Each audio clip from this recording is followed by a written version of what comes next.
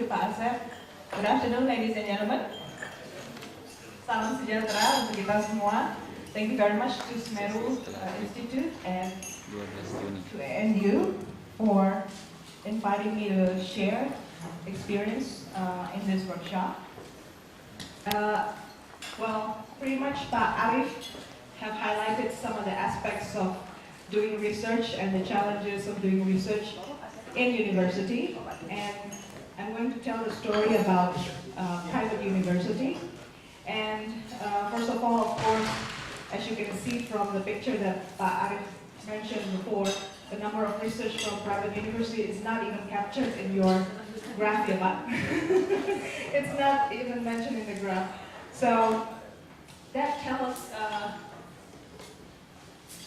the story of pretty much of what's okay. Where is this?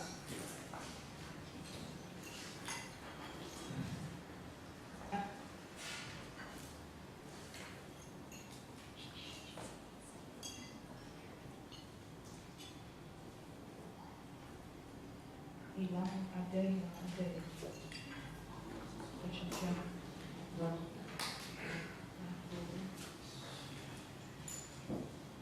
So I'm going to tell, the flow of this discussion will be the ideal one of a research center, what we all expect a research center to be, and then I'm going to explain the challenges and then some food for thought for the discussion. Moving on to the research center. When we think about a research center, we would imagine a center with specific line of study. Hopefully it should be tied with a particular teaching course, engaging it, making it more deeper so that what is being taught in classes will not be a template over time, will not be the same, repeated over and over, but something different, something new is being digged. And then a research center would expect to engage researchers from the university, mostly the permanent lecturer in the universities, and of course beyond. The ideal one would be to engage foreign scholars as well. And it has its own space, at least an office, if not the entire building. Some different universities have very luxurious space for their own research center.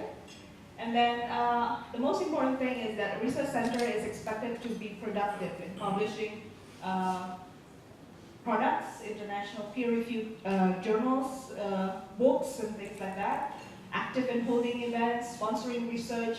So it's not just, begging for money, but it's also sponsoring research, active engaging stakeholders in certain issues, throwing out ideas, intellectual ideas, and being active either academically or in terms of policy, and has sustainable funding. The other thing that's very important actually for a research center is a branding.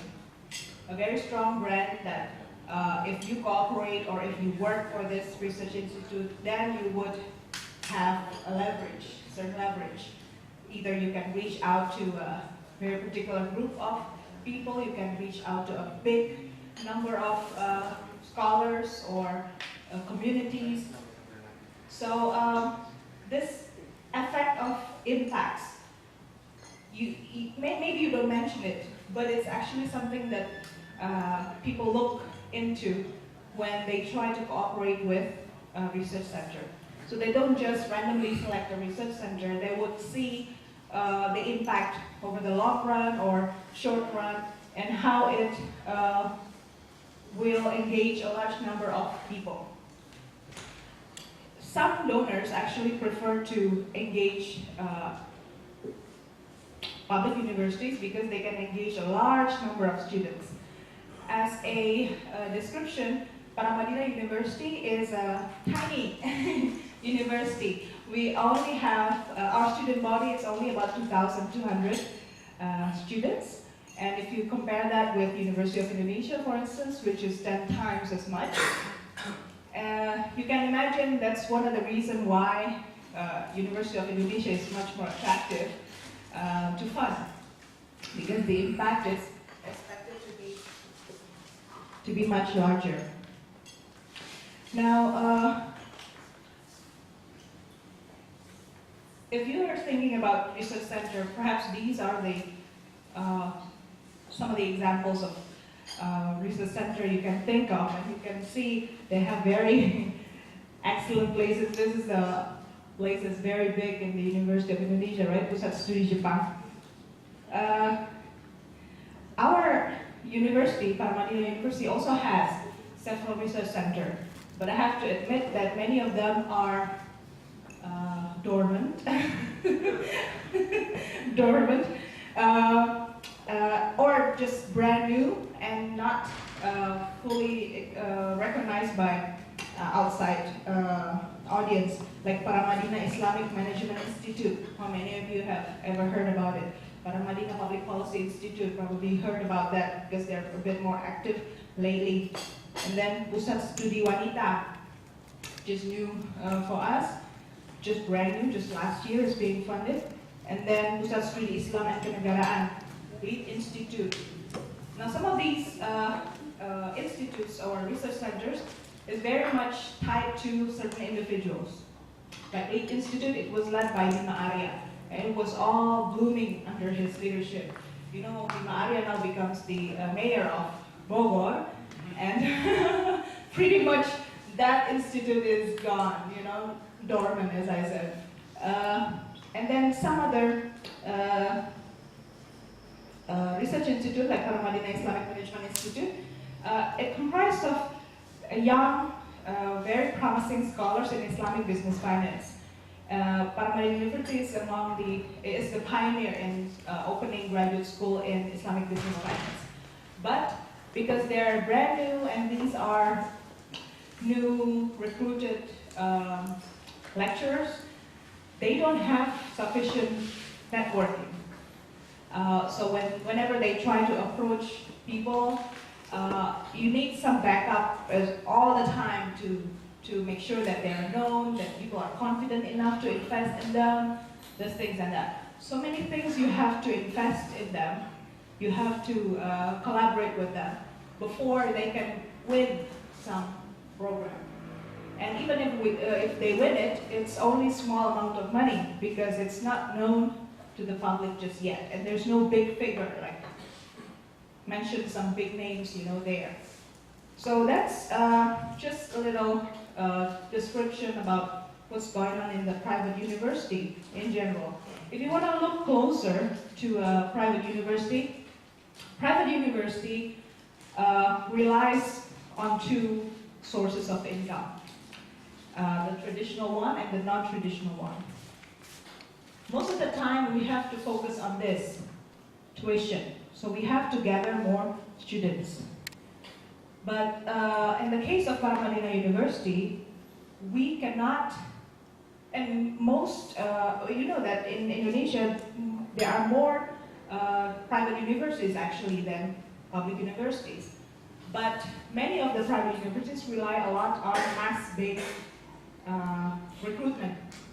So they hire thousands of students at one batch, but only one requirement, right? You have big campus. And Paramadina University doesn't have big campus. And from the very beginning, our founder, Kolis Majid, wants us to be a boutique university, a small one, which actually becomes a limitation as well, oftentimes for us, because our income from tuition then is limited. We cannot hire too many students because there's simply not enough room. But in terms of income, this is the main income. Now, grant from the university, from ministry, from the government, oftentimes it's available, but it's not something that's continuous, and you cannot expect it to be received every, I don't know, 5 years. And so we now rely a lot on this non-traditional income. I'm the leader in the non-traditional income generator at Paramadina University. So I'm speaking here as my experience as a manager for the university. They call it the CEO, because basically what I do is trying to develop partnership, fundraising, things like that, either for renting space, developing executive programs, anything you can get to make sure the university has additional incomes outside of the traditional income. Now, this all linked to branding, all linked to reputation. Ideally, this would be the first precondition before you can earn both income. But in reality, before you get this, you have to get some money as well. Investment for marketing, investment for people who will go to different places and talk to people. Now, I started everything from scratch, basically, from having no staff, no money allocated for marketing and all.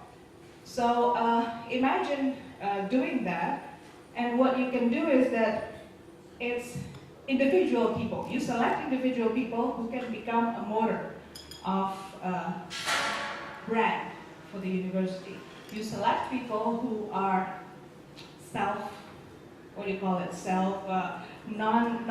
non-egoistic. They're more concerned about bigger things, and they don't care much about being paid or not, but they want to invest in something that they think is very idealistic. So we rely a lot on that. We approach people. We have, now we're probably saying that we have a number of faculty members who have that criteria. We don't pay them as much, but they're willing to brand themselves to Paramadina, and then we do co-branding for our activities. Private university is basically a corporation. If you see, you take the example of what I know, my friend is running Dinna Wisnu University, for instance. It's a large university. They actually have a CEO like me, five CEOs like me, and it's a separate entity whose job is simply to generate income. They don't teach, they don't do research, they just generate income. It's just full management background, finance people, sitting there. So the academic people concentrate on the academic side, making sure that what is provided from that site would be used effectively, and then they can be used to generate more students. Now, it doesn't happen in smaller universities like myself.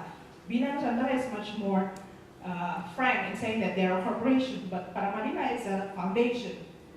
So the logic is slightly different. But the reality of the matter is we cannot charge our service as a corporation, right? We have to, everything is charged like a corporation. Even the building that we use is charged as a corporation, but we cannot charge our student as our client. We have to do benchmarking with public university, unfortunately, which is, they don't have to think about utility payments, and things like that. They already have most of the things taken care of. So what we need is actually lots of skill in managing our financial resources, human resources, and the most important thing that we spend a lot of time doing is making people interested in investing and collaborating with us.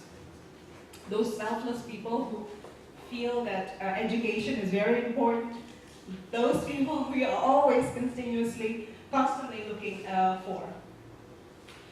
So, as I said, research activities and initiatives ended up being hinges on communities, a commitment of individual personnel.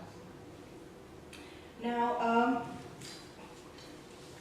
when it comes to challenges, one of the first challenge is that a research center is not directly connected with adding more students.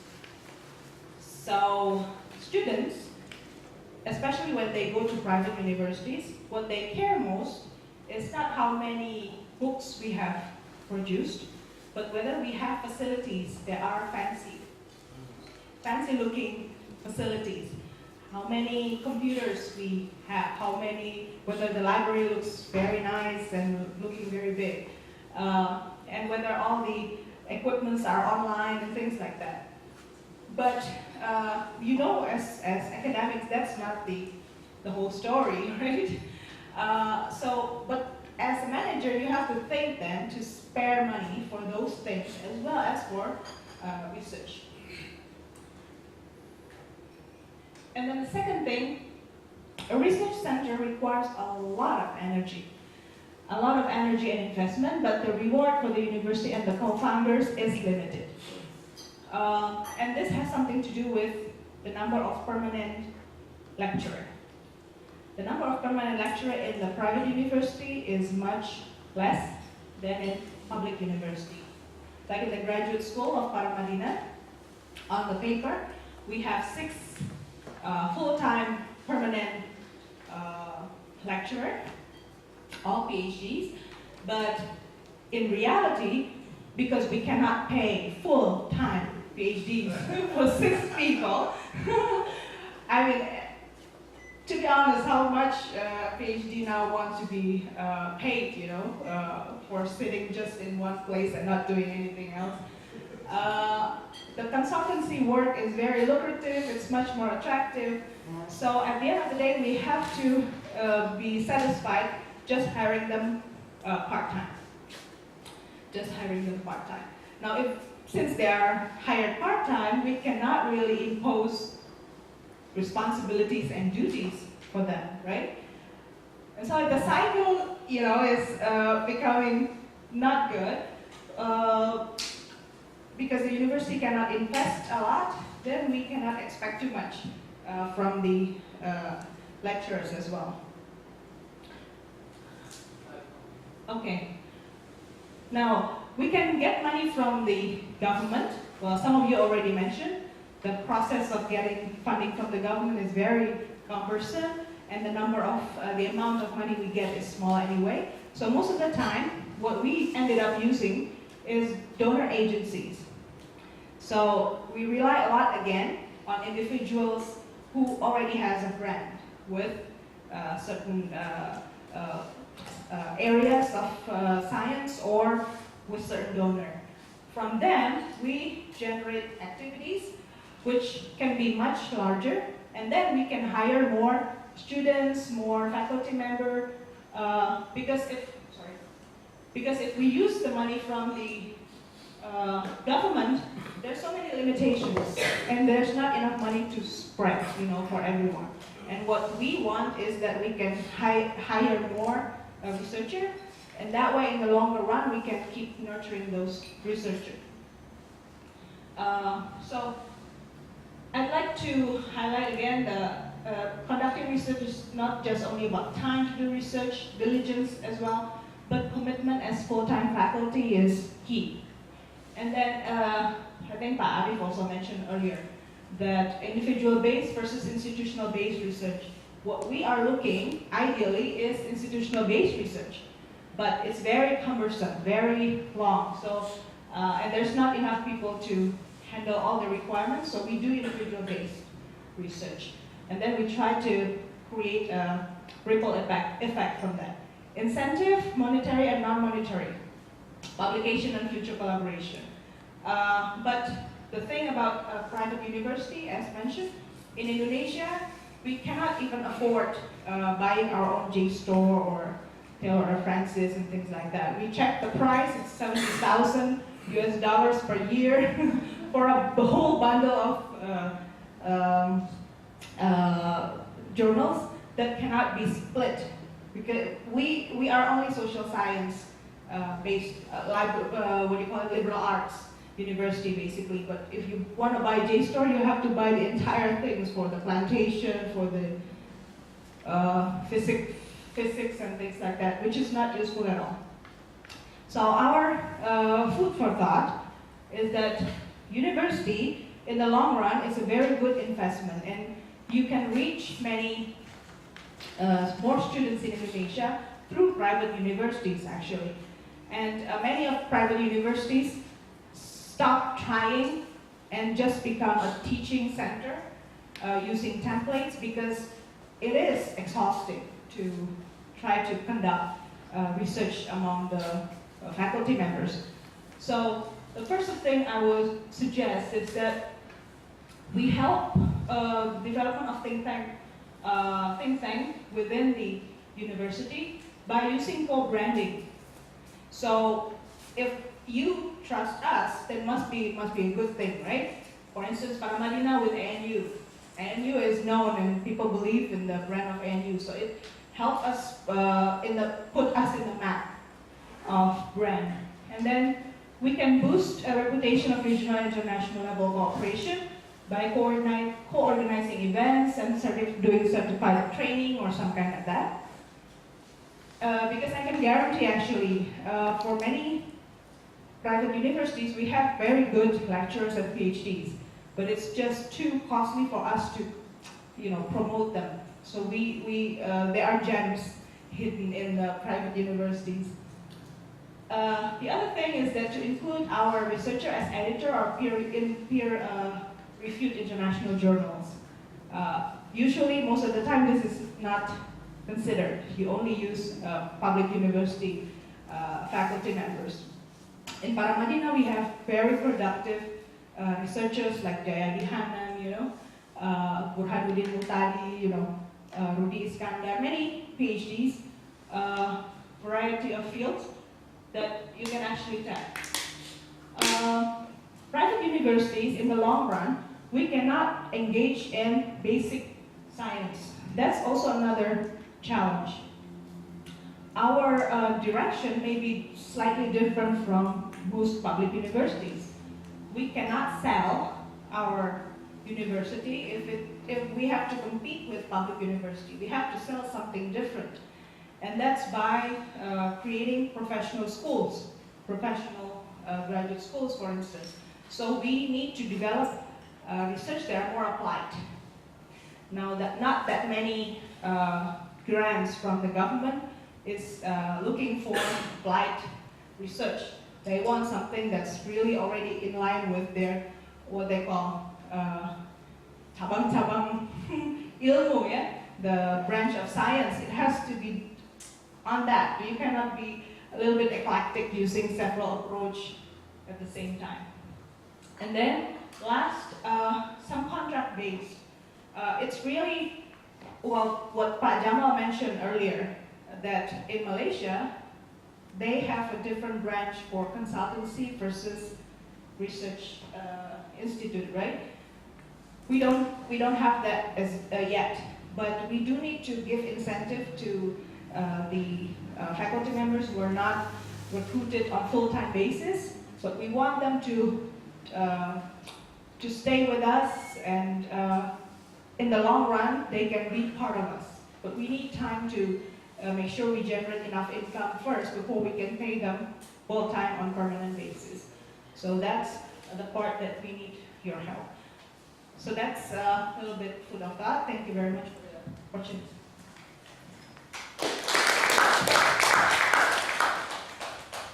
Thank you, Budy. Now we have maybe opportunity for 3 or 4 questions from all. Pak Latif. Oke, Bapak. Let's start with Pak Latif. Yeah, thank you, Asep. I have 2 questions. The first one is there any requirement for private university in establishing new center?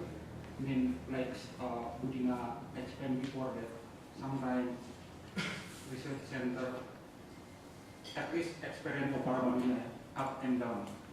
So I think regulation or requirement is important to create one research center have a similar quality from the others. Is it from the university? You mean the regulation from the government or from the university? From the government and from the university. And then the second one, from Pak Arif and Pak Jamal presentation, I think there are 3 variables that can influence whether research center high quality or not. Infrastructure, and then human capital, and then governance. So how you deal with, private university, how you deal with those kind of variables. Thank you. Thank you. Silakan.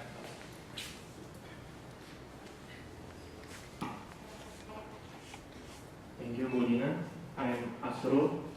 My question is in terms of, like, as you told before that about the case of Dinna Wisnu in one of your postdoc study.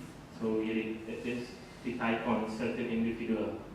So it happened, I think, and also in our Indonesian institute. So based on your presentation, that the ideal one has sustainable funding. I think we should add more one has sustainable certain individual permanent figure this. So what do you think? How do we deal with this? How do we overcome this problem to make it sustainable? Thank you. Okay. Do we still have more questions? Oh, Mas Budy. In India, there are several top private, not private, but top small universities like Delhi School of Economics. They're quite small. Is there any reason that make Paramadina cannot concentrate on a certain field and becoming very good in that field?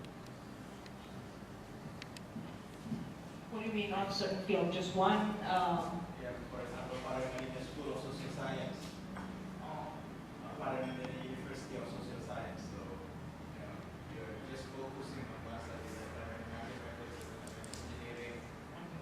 We don't. We don't have, so Paramadina University only have social sciences, I think 8 undergraduate programs, psychology, communication. The most eclectic one will be IT and design product, but the rest is international relations, economics management, and things like that. But you cannot pull that out, pull everything out into just one field, right? So the idea is to have Paramadina University concentrate on one field, but of course, in practice, that concentration needs to be supported as well. It was discussed among Paramadina University leadership that we should try to invest in, let's say, 1 or 2 program of study, like management or diplomacy is like the best one that we want to support first. That's easy in theory. In reality, it's hard to implement because the biggest challenge, this is related to the question of Mas Asrul, is finance and human resource is very much tied together. And it's a cycle that's very hard to cut. The biggest challenge for University of Paramadina is because we cannot really expand the number of students. That way, the ratio of a student per permanent member, permanent faculty members cannot be enlarged. But if you want to make the field or the courses updated, you cannot rely only on permanent scholars, permanent lecturers. Science develops fast, and there are many niches of science, and we also need to give them freedom on where to concentrate, what kind of field they want to concentrate on, which ended up having much less people doing something else. Like for instance, in diplomacy, the trend now is to invest into concentrate on studying political economy.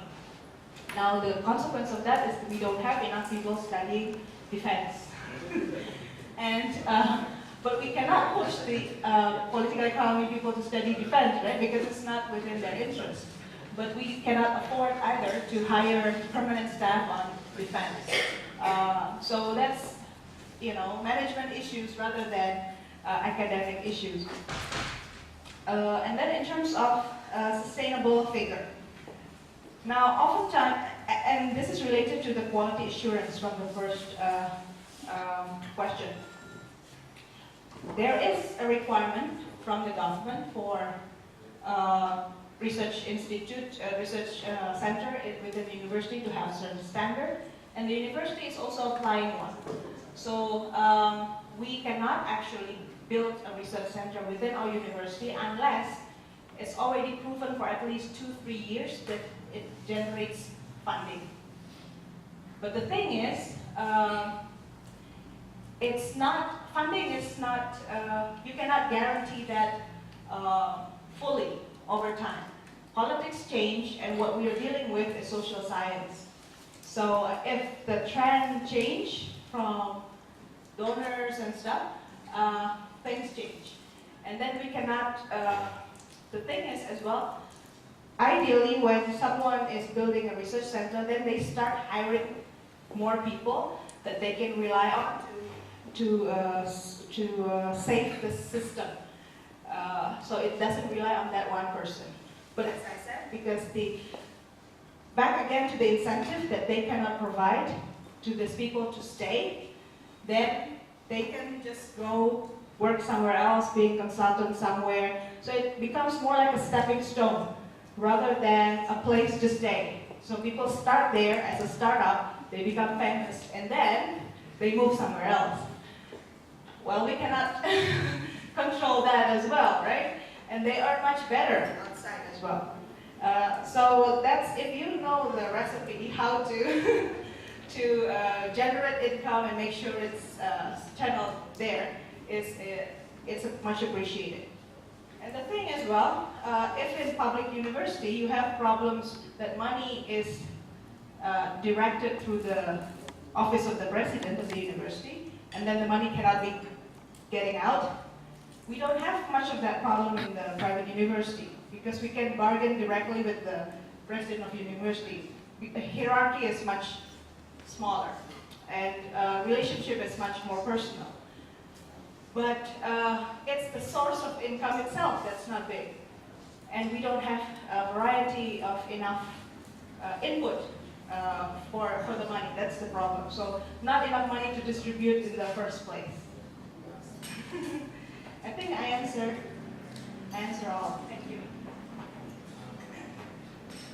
Anyone? Quick question. Thank you, Budy, for the presentation. Just one question from me.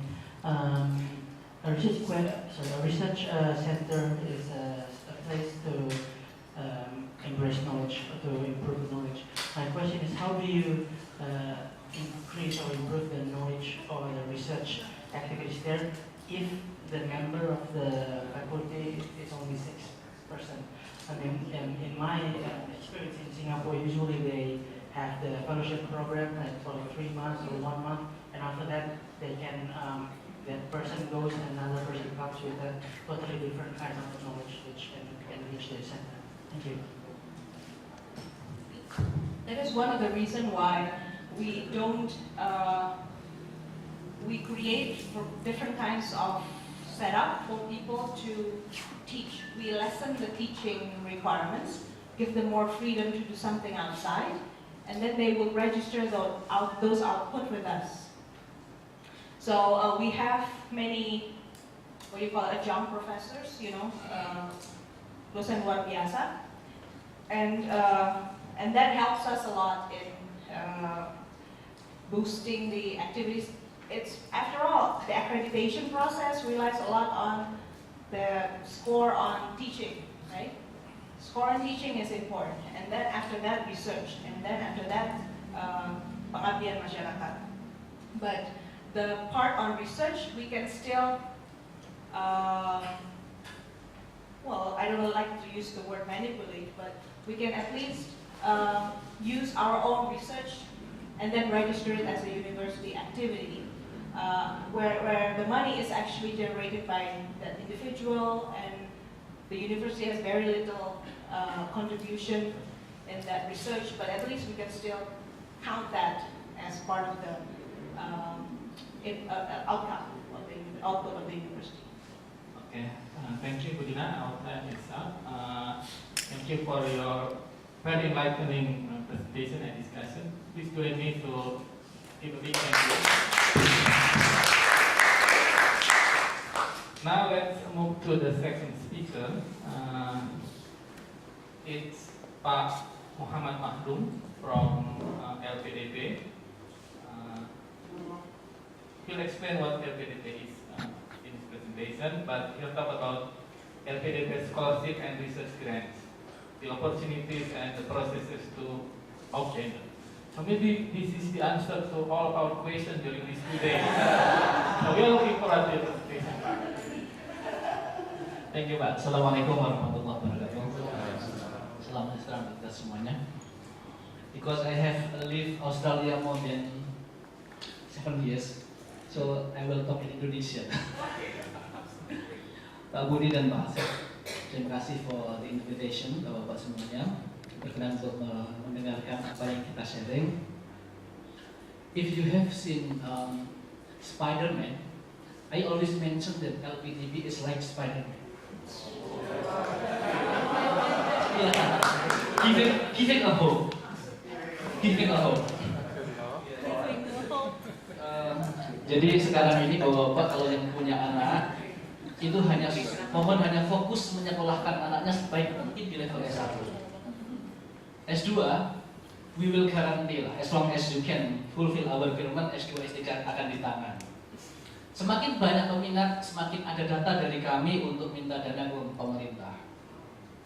Begitu juga di riset.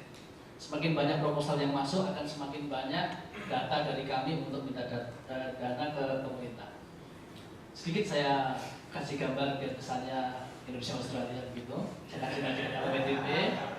Kemudian skim tentang di LPDP itu ada apa, kemudian karena di Australia sedikit honestly ini hampir 80% policy ini influenced by me, by Australian skim.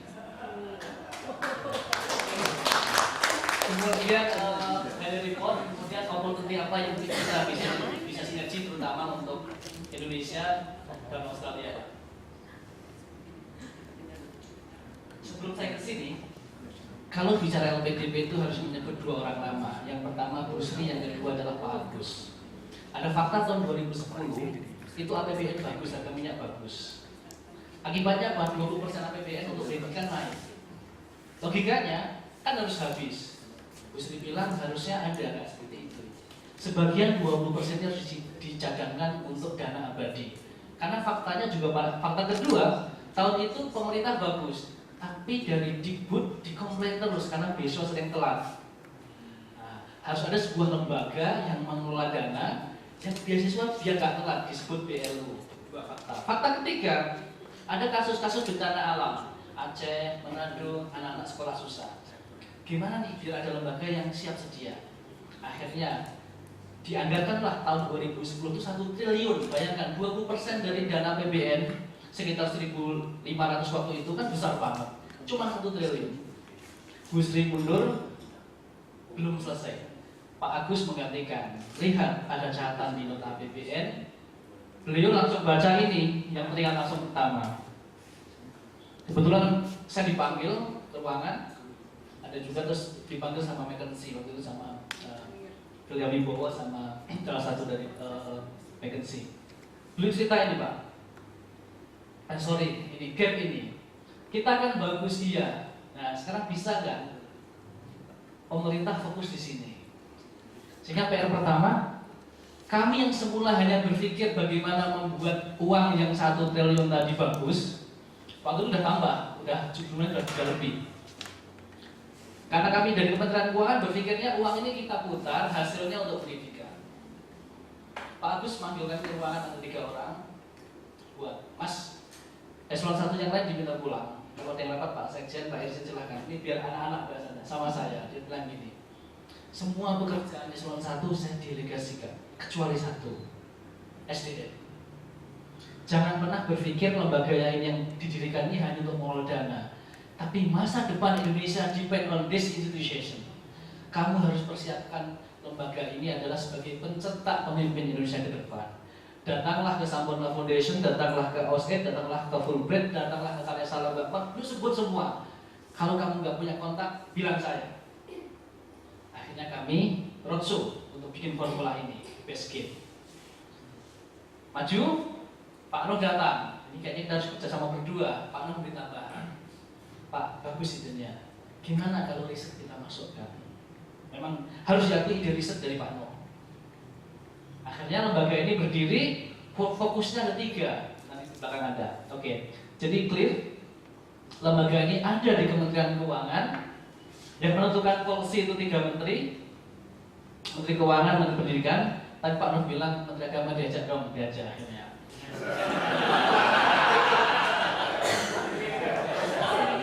Karena dia punya sekolah juga. Kemudian yang mengawasi kami, apakah policy ini jalan? Yang ditentukan ini adalah ada 5 orang, 3 sekjen dan 2 kepala biro. Inilah yang menjadi semacam ini. Ini adalah stakeholder utama. Ini adalah komisarisnya. Kami di kepengurusan manajemennya gabung. Separuh dari Kementerian Keuangan, separuh dari Kementerian Pendidikan dan Kebudayaan, dan sebagian adalah profesional. Jadi lembaga ini saya termasuk yang agak tua dikit karena muda seperti suatu yang mendampingi saya ini. Presiden juga dari UI, cum laude, aktivis. Kami coba polanya McKinsey, cari best talent untuk menjadi orang yang luar biasa.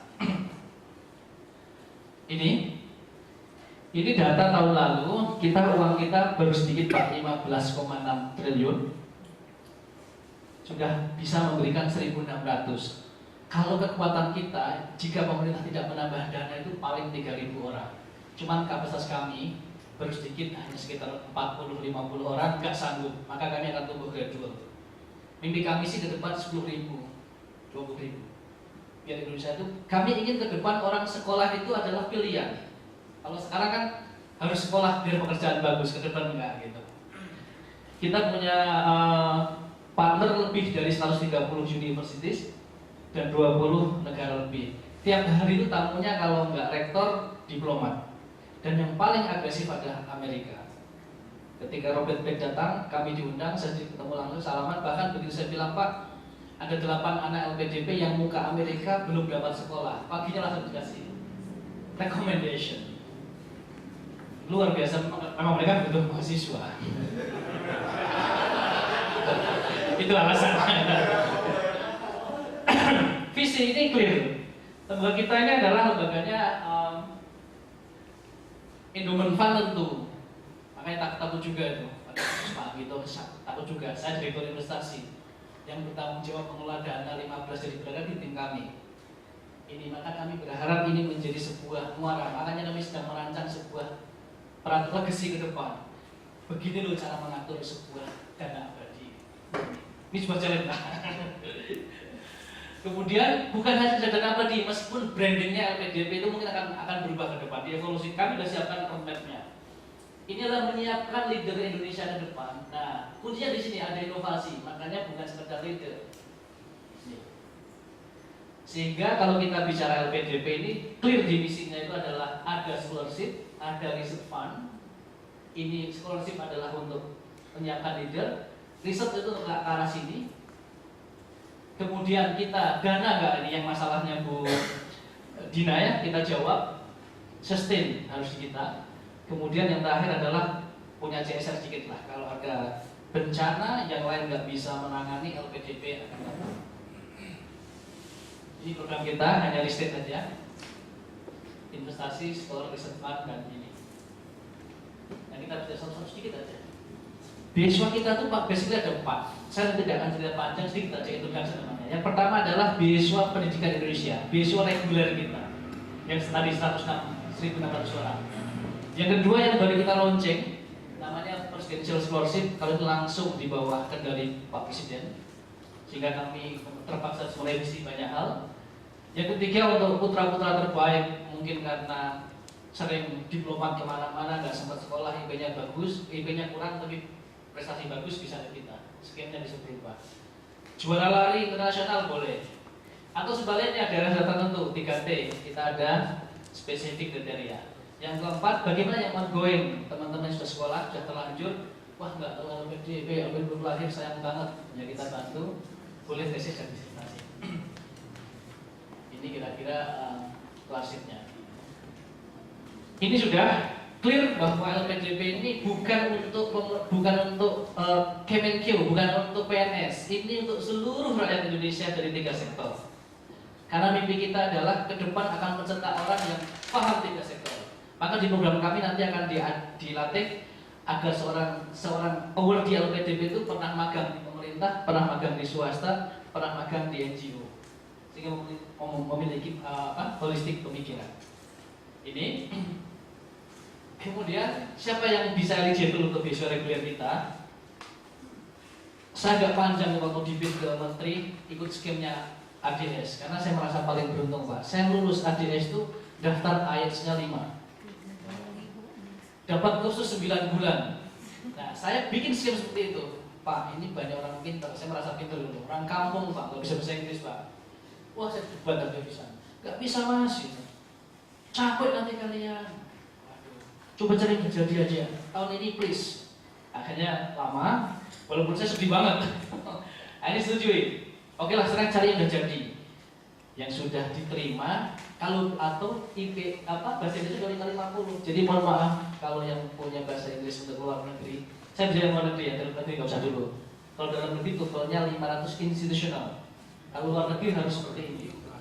Bahkan IP 2,99 saja nggak masuk ke kita. Ketatnya nih. Keterima NU IP 2,99 ada setuju nggak bisa. Karena letter of acceptance belum bisa menggantikan ini. Tapi tahun ini sedang coba kita consider. Tahun pertama kita ketatin. Tahun pertama ini hanya ini. Cakup nih, umur IP nih nggak bisa. Sistem kita nggak bisa. Kita validasi. Jadi kalau untuk master pada saat penutupan pendaftaran 35, kalau untuk PhD 40. IP 3 atau yang setara tergantung degree-nya harus di luar negeri. PhD ini TOEFL seperti ini. Yang paling penting karena kita mencetak leader ini penting banget. Kalau jalurnya periset maka dia harus banyak risetnya. Ini kita kasih nilai dan punya mimpi tentang Indonesia. Ini kira-kira. Nah, sebelum ke sana, tahun ini kita sedang mengconsider ada beberapa kampus besar yang masuk 50 besar dunia. Kita akan coba ini. Ini sama ini akan kita silang. Akan coba. Kalau misalnya siapapun diterima di NU misalnya, ya tidak akan kita lihat IP sama TOEFL-nya. Tahun ini sedang akan kita pertimbangkan. Kalau yang presidensial clear, nanti di skema kedua. Kalau yang ini belum bisa ya. Bidang studi mostly hampir semuanya bisa. Cuman fokus kita, prioritas kita di ini, engineer, science, agriculture, karena kita mengacu pada MP3I. Tapi dengan 1.600 dikatakan 2.000 orang terjadi tahun ini, tidak prioritas itu misalnya 2%. 2% kalikan 2.000, 40 itu banyak. Terus terang kami kekurangan studi kandidat di ini. Pertanian, ternyata S1-nya juga inteknya susah. Sementara kita terpenuhi, Pak. Teknik sains terpenuhi. Ya, jadi dapat kami ini penting kami katakan. Bahkan ada 2 orang kebanggaan kami itu, satu anak ITB, MIPA ITB matematik, satu anak ekonomi UI. Hobinya main bola, nonton bola. Sertifikatnya itu adalah juara futsal semua, sama pelatih bola. Mimpi ketua umum PSSI, dua-duanya ngambil spot manajemen di UK. Kita hanya mengatakan bahwa LPDP itu bisa semuanya. Karena mimpi kita ke depan yang mengganti SMERU itu bukan alumni ADS, tapi alumni LPDP. Jadi outcome kita hari ini, kemarin kita akhirnya menunjuk banyak advisor orang-orang gede, diminta untuk menulis tertulis 10 tahun ke depan, bukan output seperti ini, outcome-nya apa. Akhirnya kita akan clear 10 orang di mana, 10 orang di mana. Karena memikir gitu. Setahun, 2 tahun LPDP ditanya, Pak Budy tanya, Pak Mahdum, Mas Mahdum berapa yang diberikan beasiswa itu tahun ini? 3 tahun, 5 tahun enggak, jadi apa mereka? Nah, kita fokus ke sana. Makanya kita bikin talent pool. Seleksi kita sederhana, hanya 2 tahap. Semua pendaftaran online. Jadi kalau berusaha memasukkan TOEFL bisa, tapi akan tahuan, akan verifikasi. Kemudian kita juga mengirim surat ke semua rektor untuk memberikan kandidat terbaik untuk menjadi reviewer interview kita. Namun sebelumnya LPDP sudah menunjuk 10 orang prominent profesor untuk menjadi asesor. Tidak semua yang dikirim oleh rektor lulus, kita bikin kredit juga. Moreover, kita juga tetap mengundang special guest. Jadi kalau mau kita anggap orang yang prominent, nggak perlu seleksi kita undang. Jadi insya Allah ini membuat saya aman. Di intervensi DPR, di telepon Pak Menteri bilang apa? Tugasnya cuma tanda tangan Pak. Rapat karena yang menentukan mestikan itu ini. Enak. Para reviewer kita. Jadi itu alhamdulillah. Kalau enggak luar biasa. Jadi ini interview ada dua. Misal seorang kandidat lolos, itu dia akan interview dengan dua cara. Satu namanya interview di depan dua akademis dan satu psikolog untuk memastikan siapa dia dan mampu nggak sekolah ke depan begitu seperti apa. Yang kedua ada namanya leaderless group discussion. Satu orang dikelompokkan dalam 8 orang. Mereka diberikan IC, akan ada diskusi sendiri. Nah itu dinilai sama seorang psikolog. Nah kita lihat ada yang bagus di interview, nggak bagus di LPD, yang terpaksa nggak lulus ada passing grade-nya. Kemudian dulu wajib ini, dulu ada seleksi ini. Kalau sekarang ini mandatori. Ini yang membedakan beasiswa kita dengan beasiswa lain.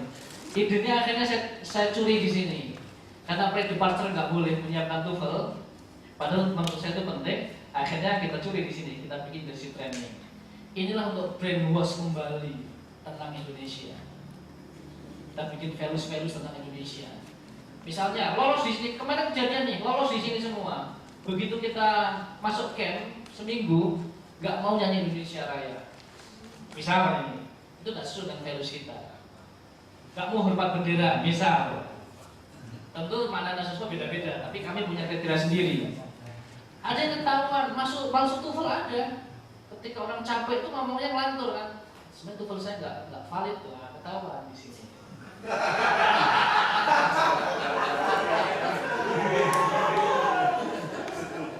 We claim, nah ini klaim. Kalau ini 100% influence by ADS tahun-tahun dulu, di mana ada couple terutama ditanggung. Tapi kita lengkapi. Ini ADS nggak ada ini, book allowance nggak ada. Kami saya dulu nggak dapat, kita kasih. Graduation ceremony nggak ada, kayaknya nggak sendiri dulu saya. Kita kasih sekarang. Lainnya ini kita kampus insentif ada. Kalau kampus peringkatnya 20 besar versi kita dapat insentif nggak banyak sih, cuma 50 juta. Nah, ini semua dapat. Family allowance sayang, gagal berjuang. Saya ingin meniru Malaysia waktu itu sama Fulbright, gagal. Bukan Fulbright, Malaysia sama Turki, gagal. Disetujui cuma 2 orang. Janda 2 orang, anak boleh. Belum menikah karena punya anak 2 boleh. 2 orang maksimal. Duda boleh, soal anaknya 2 ya. Jadi maksimal dependennya 2 dan each 25%. Contoh, ini jelas lagi gagal Pak. Jadi saya cerita tentang kegagalan saya di Australia. Seharusnya LPDP itu paling minimal standarnya lah beasiswa negara itu. Misalnya di Australia ADS. Udah disetujui. Karena kami dari 2 kementerian rapat dengan teman-teman dari Dikbud. Wah argue, Mas Australia nggak bisa mas ini. Akhirnya saya argue, dapat akhirnya kamera 2000. Sedang ADS berapa? Seingat saya 2500. Single ataupun double. Di Australia kami kamera dapat 2000. Kalau dia menikah dan punya anak 2 dapat berapa? 3000. Better. Beda banget kita. Karena gini Pak, cara filosofi yang berpikir begini. Ketika kami bicara depan Pak Menteri atau Pak Sekjen, saya bilang begini. Pak, please never compare to donors. It is not fair. Donor itu memperlakukan sesuatu kita tuh pasti ada sesuatu. Tapi yang perlu diingat, donor itu baik dengan kita. As a government kita harus lebih baik. Jadi pandang anak-anak itu adalah sebagai anak kita. Itu cara pikir kita. Alhamdulillah disetujui. Contoh, misalnya pulang harus segera pulang 2 tahun. Kita harus pulang, tapi kalau langsung bisa PSI langsung kita boleh kan? Kita bukan donor, kita adalah pemerintah. Kan gitu, cara berpikir harus begitu. Jadi ini, di sini alhamdulillah kita baik, tapi mohon maaf di sini belum ideal. Jika Pak Agus nggak lengser beda hasilnya. Waktu pertarungan ketat School of Thought-nya antara Pak Agus dengan Pak Ano waktu itu mindsetnya. Yang satu proletar, yang satu bourgeois. Kalau dapat arah dari Menq begini, datang ke BI, tanya ke BI sama Mandiri berapa beasiswanya. Ke Pak Ano, aku begini aja jadi menteri.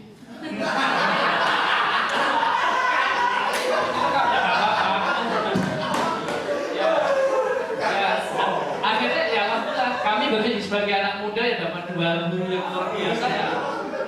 2 guru yang luar biasa ya, akhirnya kita mencari keseimbangan. Oh, ya tak. Kalau begitu tak selesaikan, cepat-cepat aja ini. Mungkin yang paling penting sampaikan di sini adalah di beasiswa kita ini adalah kita ada akselerasi ya. Teman-teman yang S1-nya potensial nggak perlu S2 langsung S3 terima. Kita punya 2 orang dari dari Oxford, alumni ITB dua-duanya S1 tanpa S2 langsung S3 kita biayai. Begitu juga kalau yang punya S1 belum lulus, sedang omre di terakhir, sedang skripsi, sudah diterima S2, silahkan daftar. Anak punya teman D3, anak saya D3 Pak, ternyata diterima S2 di luar negeri, boleh tanpa S1.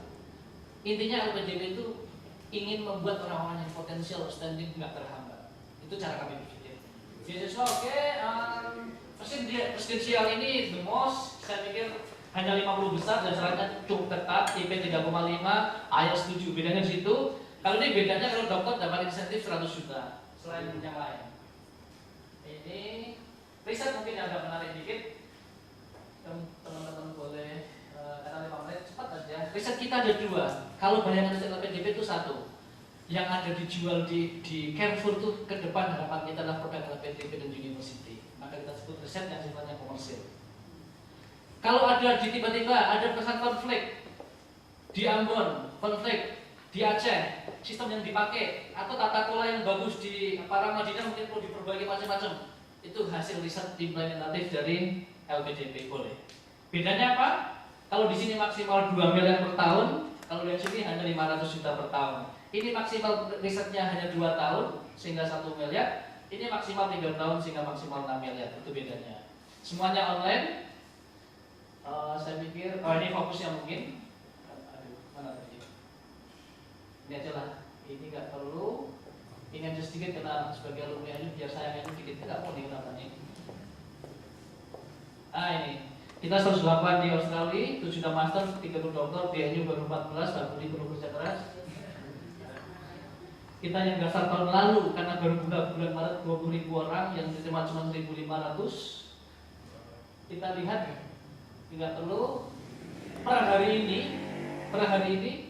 yang daftar sudah 13.000. Per kemarin yang terima 520. Kita sedang seleksi semuanya. Dan ternyata anak-anak yang IP 3,5 TOEFL di atas 600 banyak banget. Saya suka. Jadi orang-orang kayak saya ternyata sudah sedikit. Tapi ada lagi Pak, yang kemarin lulus UNES itu memang tetangga saya Pak, sama-sama orang Kendal Pak. Jadi figur Prof. orang Kendal seperti itulah. Pintar bahasa Indonesia nggak ada. Ini kira-kira kalau riset coba riset yang sudah masuk hampir sedikit menit. Nah ini tahun lalu dari 130 proposal itu yang lulus sekitar 7. Memang cukup ketat. Jadi kita di riset tuh tahun ini yang akan kita tutup Juni ini sudah masuk 211 proposal. Di riset tuh dana kita nggak banyak, paling 25 miliar karena memang riset itu tahun lalu belum prioritas. Tapi banyak stakeholder sudah mengatakan please LPDP mulai berpikir bukan hanya hilir tapi hulu yang sifatnya Nobel Prize.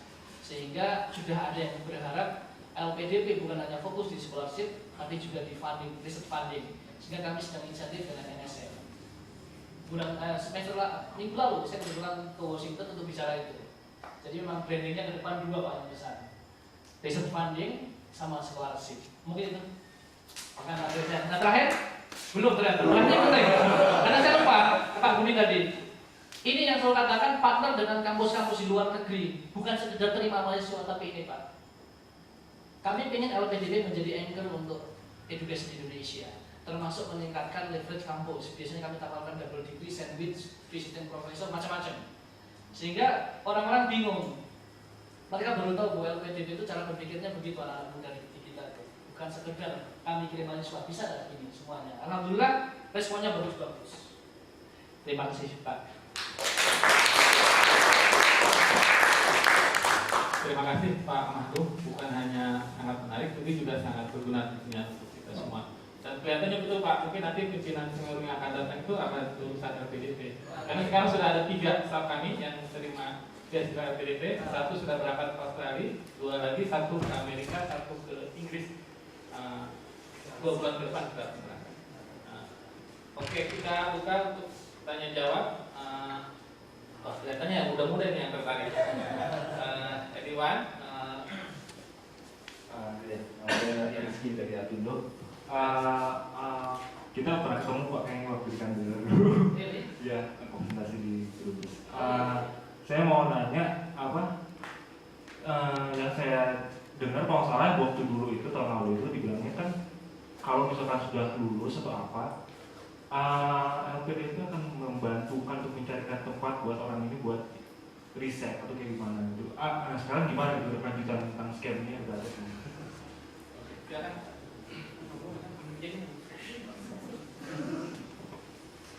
Terima kasih. Nama saya Esta Pak dari Pusat Penelitian Ekonomi LPDP. Sebenarnya agak malu juga sih nanyanya Pak. Karena mungkin kita satu kategori Pak yang agak lama dan kurang bahasa Inggris dan ininya.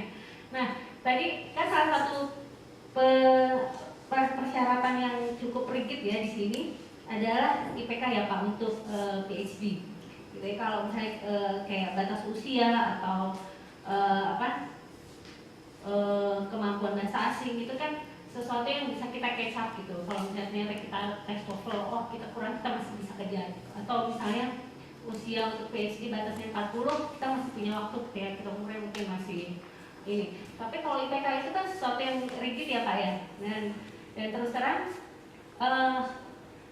kalau di Australia itu kan skalanya 7 ya Pak ya. Dan kalau disetarakan dengan 3,25 itu kan sekitar 6 ke atas, which is yang agak susah gitu untuk terus terang saya aja nggak nyampe segitu gitu. Nah, apakah hal tersebut tuh benar-benar menutup kemungkinan buat kami ini yang pengen lead to PhD gitu, karena kita harus bersaing dengan student atau applicants yang mungkin lulusan dalam negeri yang mungkin juga IPK-nya tinggi-tinggi gitu. Masa ya saya harus S2 lagi Pak dalam negeri gitu, hanya untuk supaya IPK-nya bisa cukup. Terima kasih Pak Mahdum. Saya Adiwan dari BPT. Jadi mungkin saya ada 2 pertanyaan. Yang pertama adalah kenapa nggak tahu mungkin salah kantor juga kali ya, nggak pernah dapat informasi tentang LPDP ini. Saya sendiri sudah dokter, cuma tanggung jawab saya itu di kantor, saya ingin lebih banyak teman-teman yang S3 juga. Kemudian itu pertama. Kemudian yang kedua, saya mendapatkan PhD saya itu dari beasiswa pemerintah juga. Cuma waktu itu LO ini saya 3 tahun, tapi ternyata ya biasa kita kan S3 kan kalau nggak bisa tepat waktu kan karena ada hal lain. Jadi pas saya mau tahun ketiga itu saya butuh perpanjangan, tapi karena itu sudah saklek katanya kan dananya dana pemerintah, jadi nggak usah ditambahkan lagi. Nah, kemudian ketika saya bicara dengan orang pemerintah itu yang menyediakan beasiswa juga katanya itu berdasarkan LOE, jadi kamu cuma beasiswa itu 3 tahun. Apakah hal itu yang sama juga dengan LPDP nantinya? Kemudian yang itu terkait dengan itu adalah kita tidak sama sekali dibantu oleh pihak tersebut karena kalau menurut saya sih jawabannya jelas karena mereka sendiri nggak pernah sekolah luar negeri, orang-orang yang mengolah itu. Jadi buat mereka kok bisa sih S3 lama banget, ngapain aja gitu. Nah gitu. Jadi mungkin saran saya kalau misalnya LPDP mungkin manajemennya orang-orang yang pernah sekolah di luar, jadi paham apa yang kita rasakan juga, mungkin itu. Terima kasih.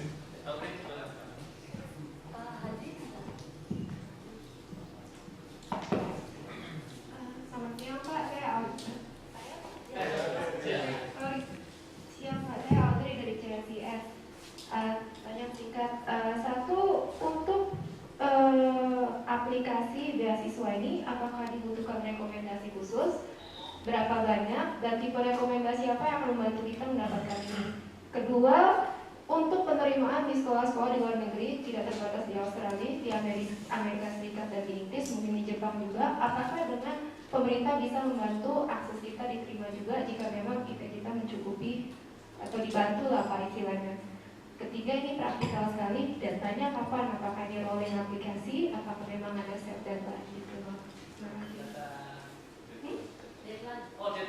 Deadline. Dan saya maksud untuk 4 model scholarship-nya ya, presidential education. Terima kasih. Oke, terima kasih. Saya mau nanya mengenai beasiswa yang LPDP itu yang saya dengar nih. dari junior saya katanya untuk dosen itu nggak boleh ke sana gitu. Soalnya orang yang sudah alergi sama dikti nanti dipotong, nanti telat gitu kan. Kalau kalian LPDP kan bisa menjanjikan on time gitu kan. Nah itu akhirnya banyak yang ditolak katanya. Saya mau mengkonfirmasi benar apa tidak gitu. Sebaiknya kalau memang begitu dikti masukkan aja semua ke sana. Karena di sana wah nggak beres semua. Ya teman saya sudah dapat letter of acceptance nggak berangkat gitu loh. Dia bosan kan pindah lagi ke universitas lain lagi. Apa gitu ya? Saya juga bingung apa kok masalahnya orang sudah tinggal berangkat kok nggak berangkat. Nah itu satu. Yang kedua mengenai riset. Riset itu apakah ada time frame-nya, due-nya harus masuk sekian, apakah ongoing terus? Jadi kalau misalnya ini jalan gitu, gimana? Terima kasih Pak. Baik, nama saya Julius Pak dari UI Pak, Universitas Irian. Sederhana saya tanya, saya sudah pernah buka website ini untuk risetnya, tapi mereka minta apa macam MOU atau surat dari implementing partner dari Pemda atau apa? Mungkin bisa kasih penjelasan. Terima kasih.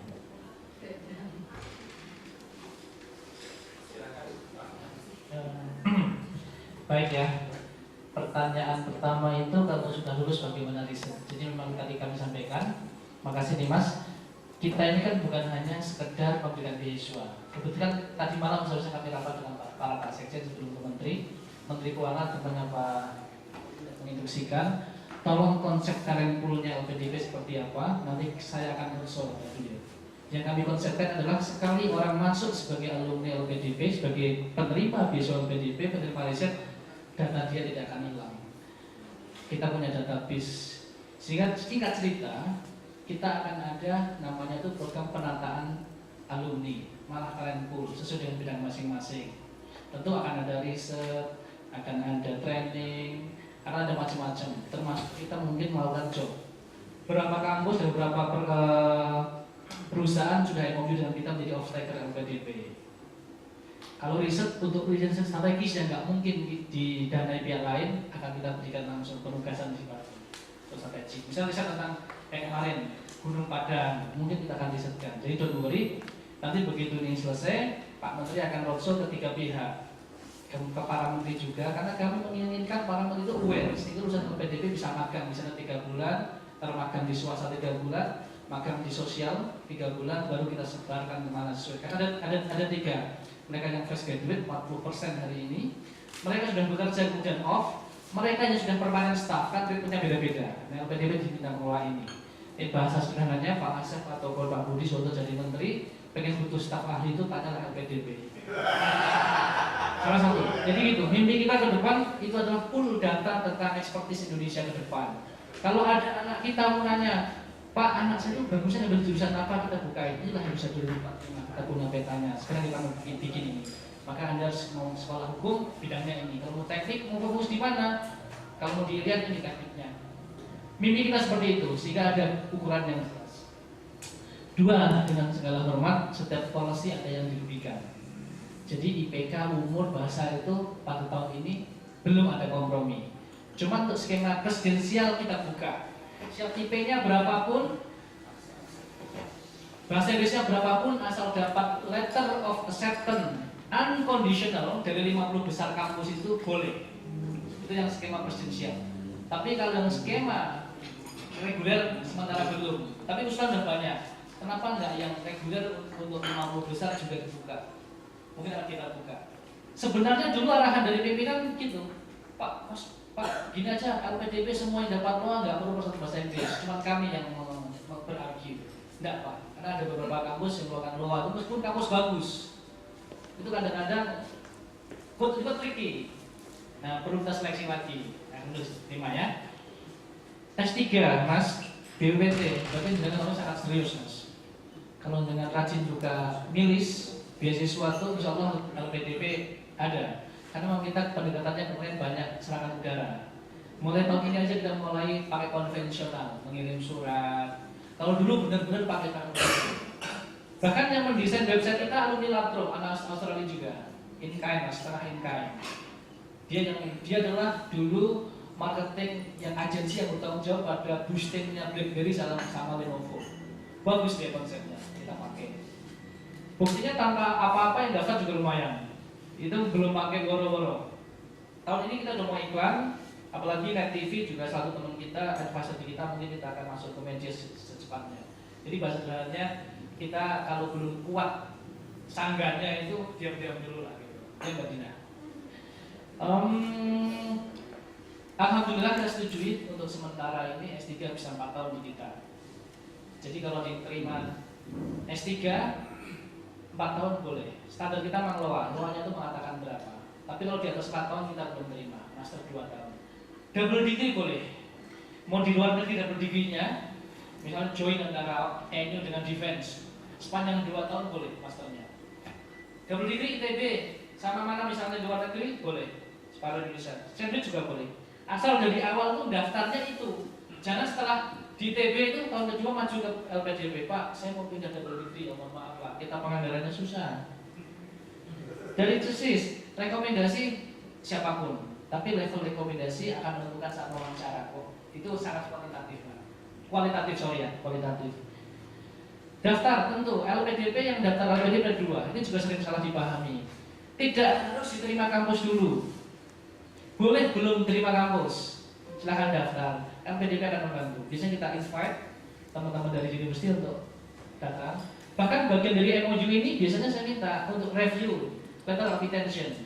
Banyak banget yang kita minta. Dan karena saya tahu ternyata nggak tahu kalau NU ya, ini tak buka aja.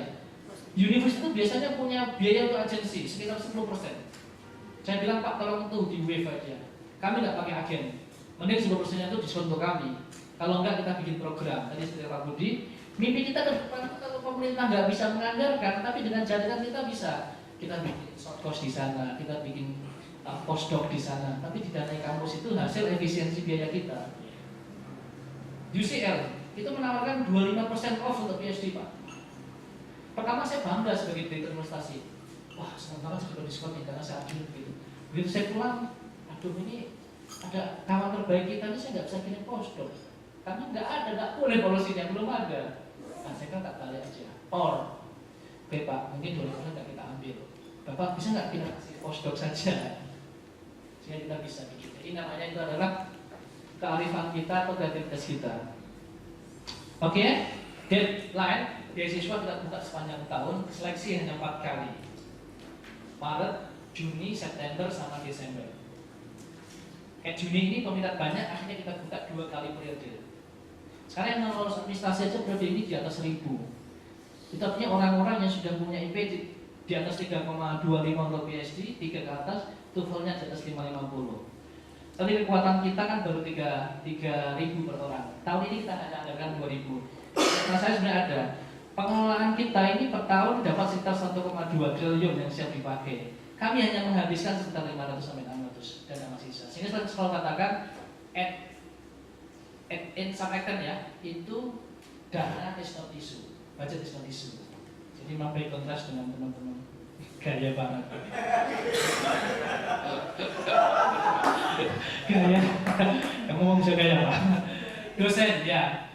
Mohon maaf karena kami harus kolaborasi dan ini kan pemerintah bersama-sama untuk sementara dosen kita tutup belum bisa. Awal-awal sempat, kemudian kita koordinasi enggak, masih dikti Bapak.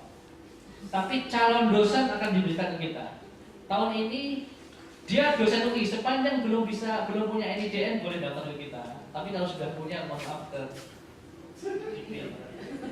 tapi kalau dosen itu bukan dari, kalau dosen swasta boleh, pokoknya dosen nggak punya NIDN boleh lah. Dosen swasta boleh, sorry. Dosen yang nggak boleh itu dosen negeri. Kalau dosen swasta punya NIDN, nggak boleh. Ya, mohon maaf ya.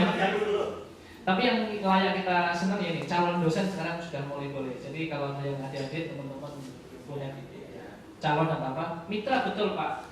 Satu, kalau risetnya bersifat komersil, Mamen harus menggandeng mitra strategis. Misalnya pangan, misalnya energi, maka dia harus menggandeng. Kalau energi misalnya gandeng Pertamina, kalau pangan misalnya gandeng Indofood. Karena ingin memastikan bahwa produknya itu komersil.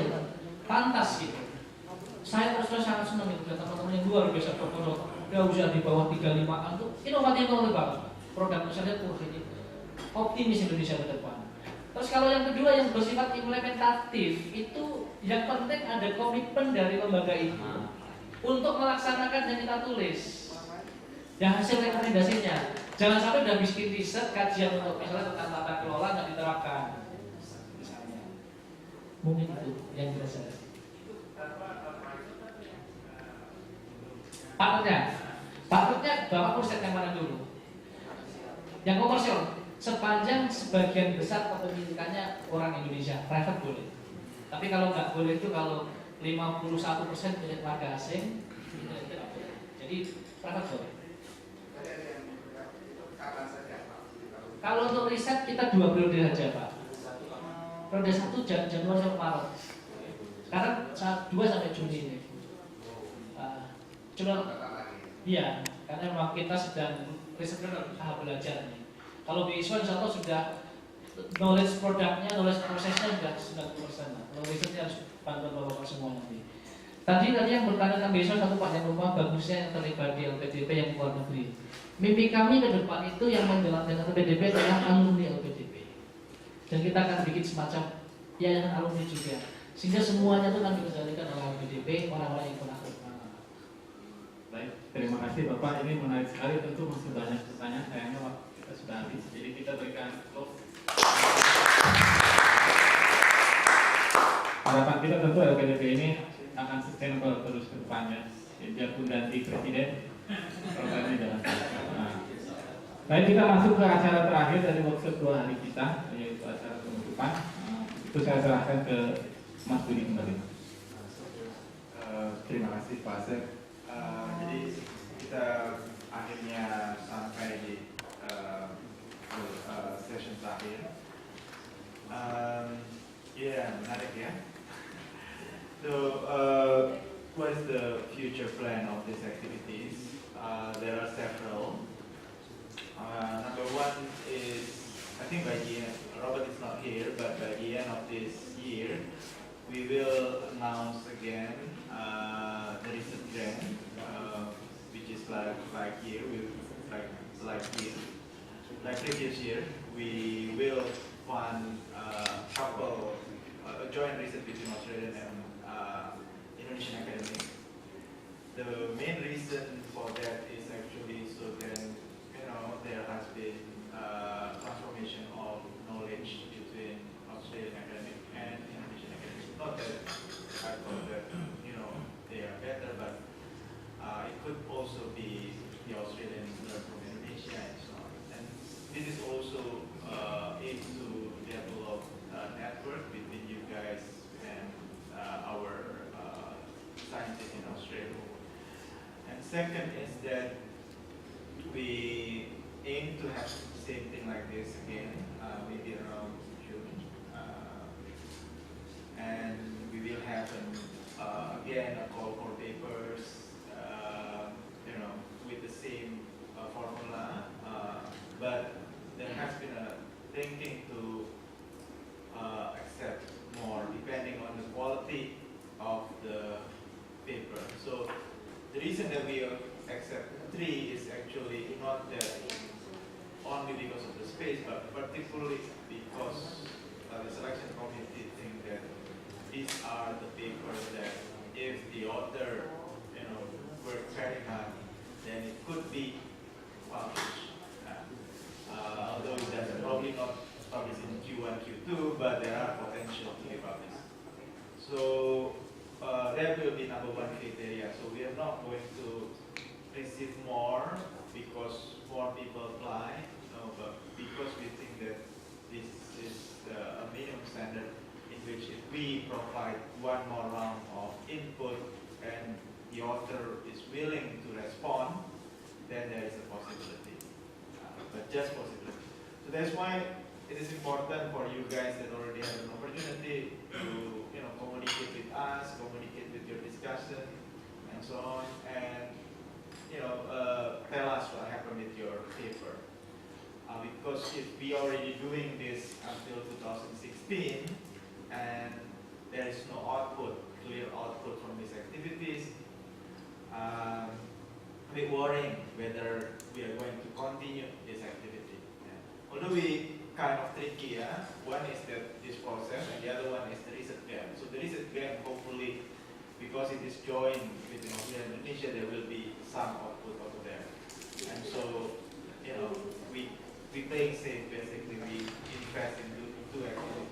But it is very important if we can show at mid-2016 that there are papers coming out from these activities, particularly if it is this published paper. And at the moment, it probably is okay, even if it is published in Indonesian journal. Yeah. So, but always your strategy in publishing a paper is that you aim high, the highest that you think is possible. Once it gets rejected, quickly resubmit it or revise, what you think is necessary, but keep doing it and be persistent.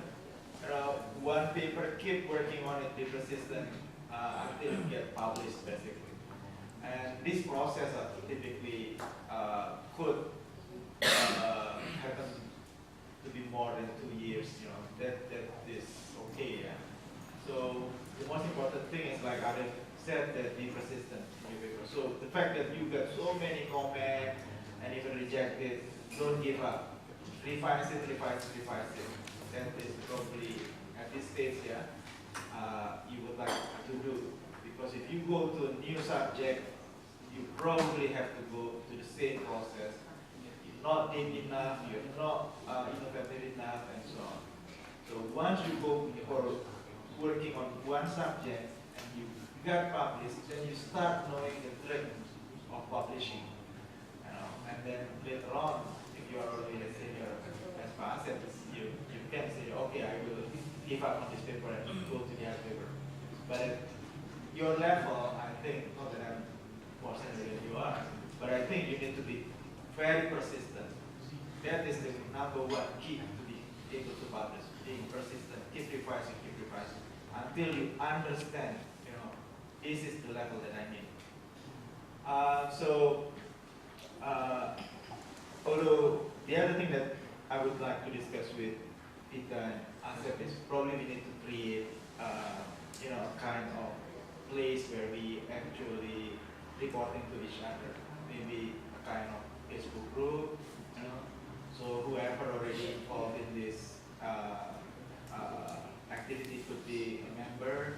And then, if you get published, you say that, well, this paper that has been presented over here has been published now in this journal.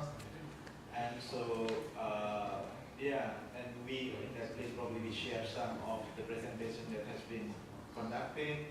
So it's becoming kind of virtual community. And so, which is open to everybody, basically, doesn't have to be participating as a national previously. So, and finally, I would like to thank all of you to spend 2 days to 1.5 days over here, your patience listening to our activities. And also on behalf of the project, Indonesia project, I would like to thank SMERU, particularly Peter and Asep, for organizing these nice activities. And so hopefully with this activity we will make some progress, and let's try to meet again next year. Thank you, Mas Budy. I also would like to use this opportunity to thank you all for joining us in the last 2 days. I believe this has been quite productive meeting for us. I hope you share view with me. Then I also would like to thank the organizing committee, Rita, Dian, Tony, and Rusi. Can you join us to thank them?